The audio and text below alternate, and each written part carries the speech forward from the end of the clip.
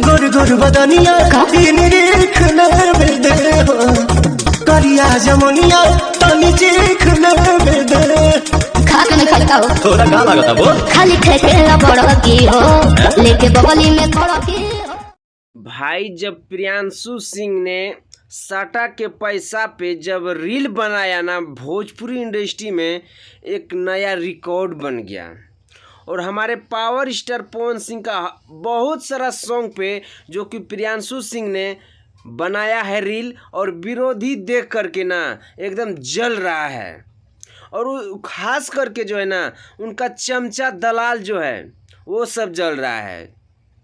तो भाई ये प्रियांशु सिंह वो कारनामा करके दिखाया। अगर आप लोग अभी तक नहीं देखे हैं ना तो आप लोग प्रियांशु सिंह का जो इंस्टाग्राम आईडी है उस पर जाकर देख सकते हैं। बहुत सारा रील्स आप लोगों को देखने के लिए मिलेगा।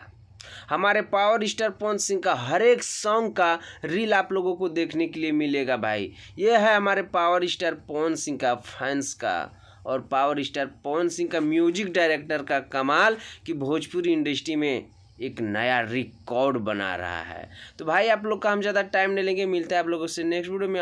ये वीडियो आप लोगों को कैसा लगा कमेंट सेक्शन में अपना राय जरूर दीजिएगा।